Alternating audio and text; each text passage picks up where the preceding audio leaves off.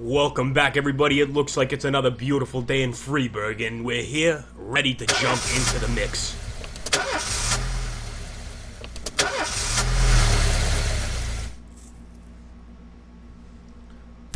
Oh, come on. What the hell is wrong with these guys and their friggin' excuses? The last temptation of Neptune. What is wrong with you? Alright, well, anyway, no, of course not.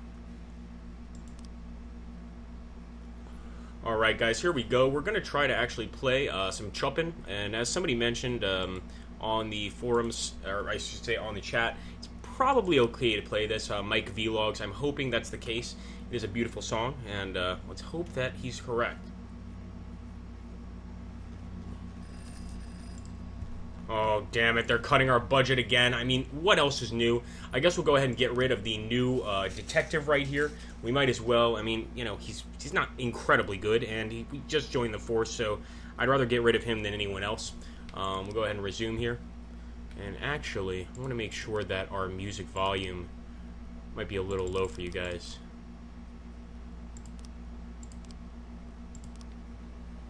Okay. You might not even hear it until the end. So here we go. They're not giving us that job slot for an officer. That's really annoying, and obviously I'm going to take it out on City Hall later. I mean, look at this. The Mafia gave us a paddy wagon. Nobody would give us that in the past.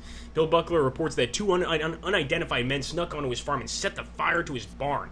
We're going to send Birch Jr. out here because he stinks, and I'm also going to probably send Birch Jr. once again to the police academy. Hopefully he won't disgrace the badge again, but honestly, if this guy doesn't become a better cop, I'm going to either get him killed or have him fired. I really couldn't care less about him. Now, guys, don't forget we took out the Red Mask Gang last episode. Maybe this episode we'll get another gang to take out. It really would be awesome.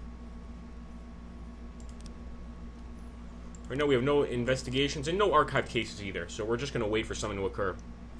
9/11 in progress. Got a situation here. Alright, there are no signs of the criminals near the house, but the front door has been broken down and shadows lurk inside. I'm going to say go through the back door. Ooh, everybody got away. Thank goodness. Nobody's harmed, and of course there's a theft. A drug addict attempted to hide an expensive bottle of liquor under his jacket. When he was caught, he began to throw a fit. We're going to send Orion out, and we're going to send Woggles. I don't think that this is a very serious call, and they're pretty average officers, so they should be able to handle this no problem.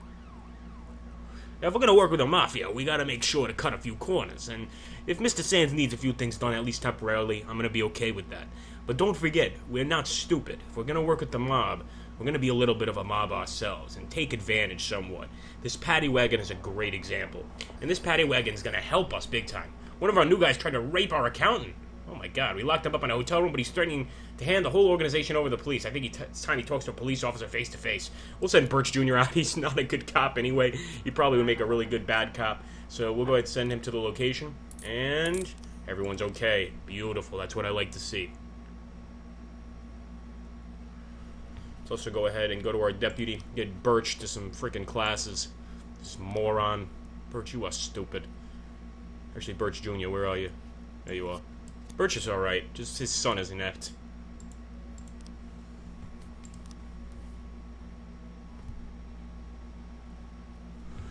Alright, Christopher G. Sand. He's got something going down at the city center at 1839. He's gonna pay us $1,000. Now, I don't think that $1,000 is enough to cover, quite frankly, anything he's doing. So, I don't know about that. Now, we might be taking a little bit of a risk, but I might need to go ahead and respond to the city center issue. Alright, I'm going to send Woggles as the main officer here. We'll send in Robbins, Orion, and Grants to assault with a deadly weapon in the parking lot. Anytime we send our officers out on somebody like this, they could get killed. We got to be very careful. Keep those guns at the ready and shoot at anything that moves, except for the civilians. Well, depending on what neighborhood you're in. But yeah, be careful. I know, we are bad cops, but what can I say? I mean, this is the life we chose, and if we hadn't chosen this life, we'd be dead on the floor. So we're definitely going to continue and do our best. Now, they definitely need backup. I'm not surprised, and this might give us a good reason to go ahead and avoid the Sands job at the city center. And yeah, there we go. So that's what Sands told us not to show up for, but we're going to go. And I hope this doesn't get us killed. But I think we can disagree with him a little bit, especially with his petty offer of 1,000. That's ridiculous. You better pay us more than that if you expects to attack the city center, which is really, well, the center of the city. I mean, come on. If the cops can't watch the city center, what can we watch? So he kind of forced my hand there. Assault with a deadly weapon. Our officers are coming back safely. Beautiful. Looks like we have a situation. The man was just being placed on a stretcher when another shot rings out. This time the shooter finished the job. His firing position could not be determined, but the shots are clearly coming from one of the skyscrapers. Holy shit. Carefully observe the area. We got him. And civilians unharmed as well. Sands is not going to like that. Jack, we don't know why you did it. We hope you had good reason. Yeah, you didn't pay us enough, you stupid bastard. What do you expect? Don't forget who your friends are. We don't want any more trouble. Well, as long as you pay me properly, we're not going to have any trouble. Attempted robbery in the suburb. Let's try to get Grant's skill up. We have to keep her alive, so this is actually not the greatest idea in the world, but I think she can handle it. Come on, Grant.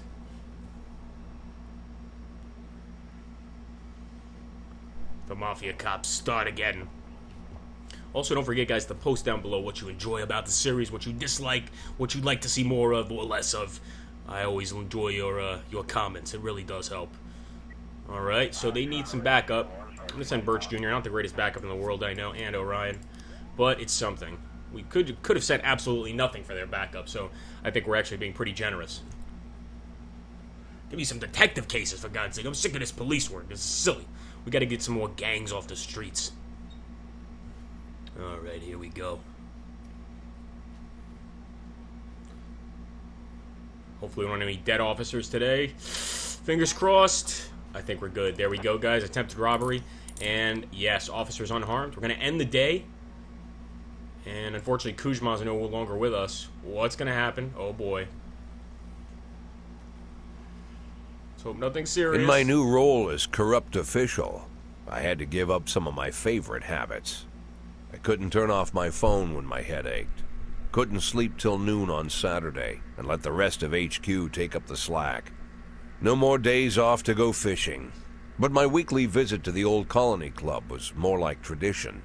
One night a week, I absorbed cigar smoke, the vague smell of alcohol, the stench of urine, all mixed with toxic levels of old drunken belches. Same picture it was 30 years ago.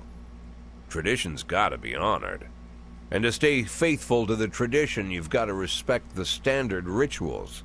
When you're about to roll out of the club, you need to take a deep breath and count to 100.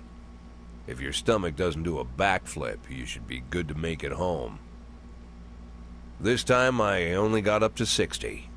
I was interrupted. Why? You look even better than you do on TV. There's nothing more impolite than approaching people in the alley at the old colony. This is the most private place in the city. All who enter here dirty their shoes with the most elite stream of vomit in Freeburg. This asphalt has been blessed by judges, lawyers, artists, businessmen, and all our politicians. Takes a lot of balls to crash the party. My head was a drunken haze, but I knew who he was. A cartoon gangster suit straight out of Dick Tracy. Fancy voice, fruit cologne, sassy strut. That's how the newspapers described Vikas Vargas, rising star in Freeburg's criminal underworld. He appeared out of nowhere, and with the support of the local punks, Vargas broke all the old rules of organized crime. He killed those who could not be killed, traded what could not be traded, and robbed those who could not be robbed. In just a single month, this man had gathered an incredible amount of power. He's been called everything from a clown to a madman to a criminal genius, and more often than not, he's called a low-class upstart short on ideas. But if Vargas was one of the old crime bosses, he'd have been cut into pieces and fed to the river. Look past this guy's arrogance, and there's something about him.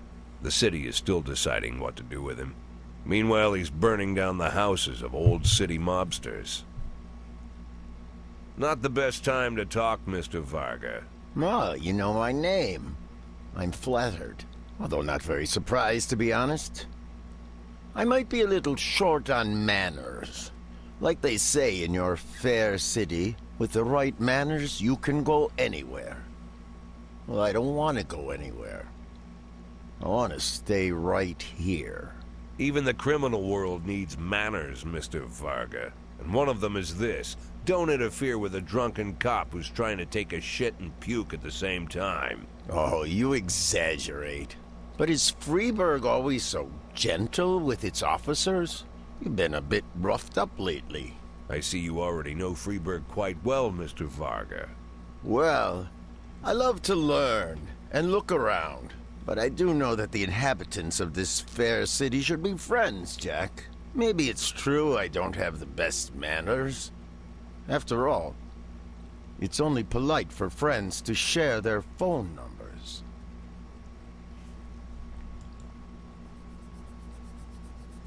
This city of yours moves so fast. I feel like I'm hooked on amphetamines all over again. You wake up in the morning full of ideas, and by nightfall, you've all had each other killed. So don't wait too long to call. I don't mind if you're drunk. It's all the more fun. I'll be stoned myself, most likely. Hell, I'm a little stoned right now. It's the only way to live in this place. I like your city, Jack. I'm here to stay. If it weren't for the phone number written on my arm, I probably wouldn't have remembered the conversation in the morning. But there was no reason to worry. I'd be getting a reminder soon. Alright guys, we have met Vicus Varga, and it's very possible we're going to have to decide whether to work with Sands or Varga. Considering what he's done with our friend, I think it's only right to work with Varga and crush Sands. He thinks he controls us, but we're going to show him that that's not the case. If you disagree, let me know in the comments down below, and thank you for watching.